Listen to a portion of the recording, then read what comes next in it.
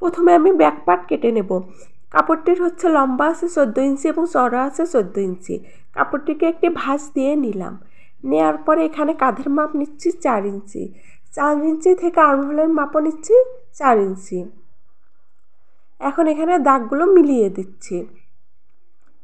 দেওয়া হলে এখান থেকে হচ্ছে বুকের মাপ নিচ্ছি 5.5 ইঞ্চি। 5.5 ইঞ্চিতে দাগ দিয়ে দিলাম। এখন এখান থেকে হচ্ছে গলার মাপ নিচ্ছি 2 ইঞ্চির 2 সুতা কম এবং ডিপ নিচ্ছি 1 ইঞ্চি পরিমাণ।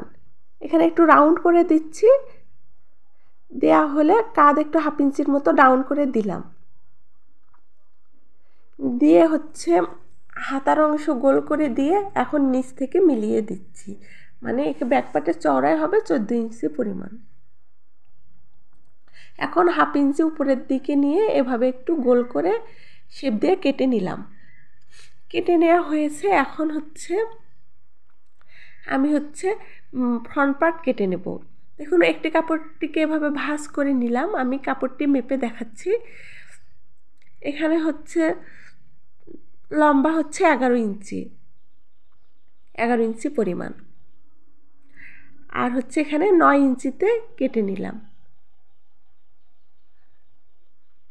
9 ইঞ্চি হচ্ছে, তাহলে এখন লম্বা হবে হচ্ছে 11 ইঞ্চি এবং চওড়া বলতে লম্বাটা হচ্ছে 9 ইঞ্চি এবং চওড়া যেটি হচ্ছে কুচি দেবো সেটি হবে 11 ইঞ্চি। এখন হচ্ছে কাপড়টিকে প্রথমে এভাবে একটি ভাঁজ দিয়ে নিলাম, যে বাকি অংশটি বেঁচে গিয়েছে ওখান থেকে এখানে ফ্রন্ট পার্টটি রেখে সে অনুযায়ী কেটে নেব। এখানে কেটে নিচ্ছি। নেয়ার পরে হচ্ছে এখানে 1 ইঞ্চির মতো বেশি, 1 থেকে 1.5 ইঞ্চির মতো বেশি রেখে গলার অংশটি কেটে নেব, কারণ এই কাপড়টি বাড়তি কাপড়টি একসাথে আমি পটির কাপড় দিয়ে নেব। এখন আমি হাতার অংশ কেটে নিচ্ছি। কাপড়টিকে 2 ভাঁজ দিয়ে 4 পার্ট করে নিলাম। নেওয়ার পরে হাতাটিকে একটু এভাবে ধরে এভাবে শেপ করে দিয়ে কেটে নিলেই হবে ছোট বাচ্চার জন্য। দেখুন, আর এখানে হচ্ছে 3 ইঞ্চি রাখলাম, মানে হাতার লম্বা হবে 7 ইঞ্চি, নিয়ে এভাবে সেলাই করে দেব। এখন আমি প্রথমে হচ্ছে একটি কুচির কাপড় এখানে 3 ইঞ্চি পরিমাণ নিয়ে এভাবে ভাঁজ দিয়ে সেলাই করে নিচ্ছি, মানে বুকের মধ্যে আমি কুচিয়ে দেবো আর কি। এখন এখানে হচ্ছে এই কাপড়টি এখন কুচি দিয়ে নিচ্ছি। কুচি দেওয়া হলে এখন হচ্ছে একটি পাট সরিয়ে রেখে আরেকটি পাটের উপর এভাবে উল্টো পাশে রেখে সেলাই করে নিতে হবে।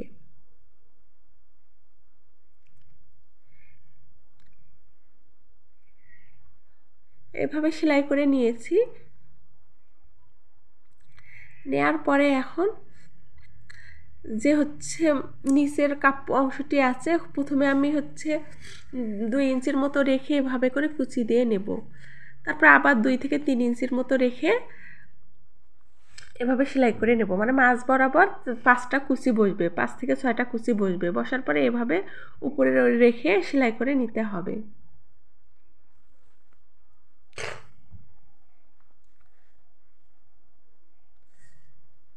সেলাই করে নিয়েছি, দেখুন এভাবে উল্টিয়ে নিতে হবে।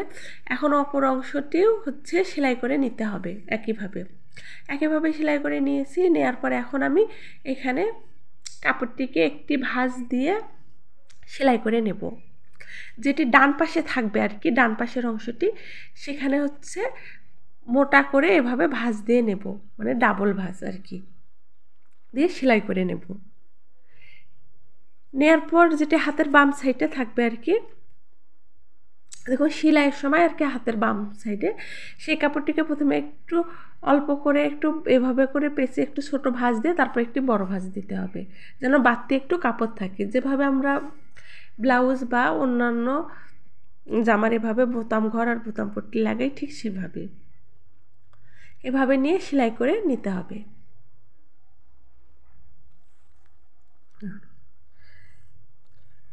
সেলাই করা হলে এখন আমি কাঁধের অংশ জয়েন্ট দেব। প্রথমে হচ্ছে ব্যাক পার্ট রেখে দিচ্ছি, তার উপরে ফ্রন্ট পার্টের অংশগুলো রেখে এভাবে করে কাঁধের অংশ সেলাই করে নিতে হবে। আমি এখানে 0 থেকে 6 মাস বাচ্চার বয়সী বাচ্চার জন্য ড্রেস তৈরি করতেছি। এই মেজারমেন্টে আপনাদের মানে একদম 0 থেকে 6 মাস বয়সী বাচ্চার জন্য সহজেই তৈরি করে নিতে পারবেন, হয়ে যাবে আর কি। এখন সেলাই করা হলে আমি এখন গলার অংশে পট্টি লাগিয়ে নেব।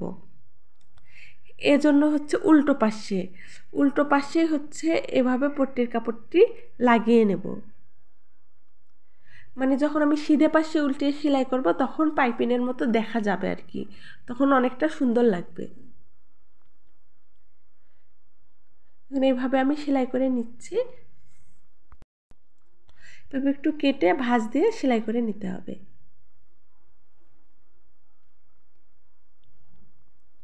সেলাই করে নেওয়া হয়েছে, হওয়ার পরে এখন আমি কাপড়টিকে উল্টিয়ে নিয়ে এভাবে সিধে পাশে এভাবে করে ভাঁজ দিয়ে সেলাই করে নিচ্ছি।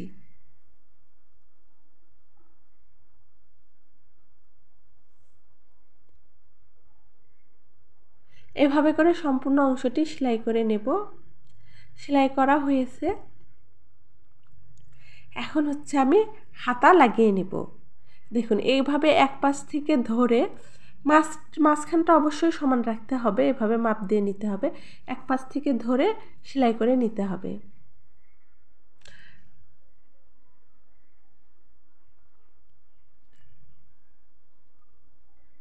সেলাই করা হয়েছে, এখন আমি একটি মানে হাতার মোহরির অংশে একটু ভাঁজ দিয়ে সেলাই করে নিলাম।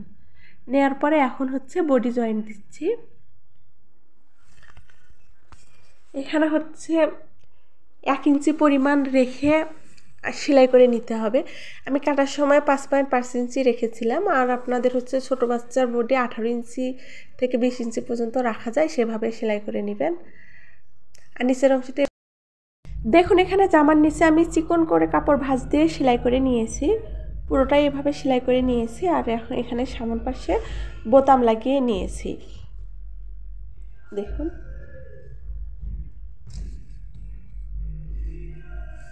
আর এর সাথে আমি একটি ছোট বেবি প্যান্ট তৈরি করে নিয়েছি, আর আমি এখানে চিকন ফিতা দিয়েছি, সেজন্য বেবির কোনো সমস্যা হবে না, একদম নরম।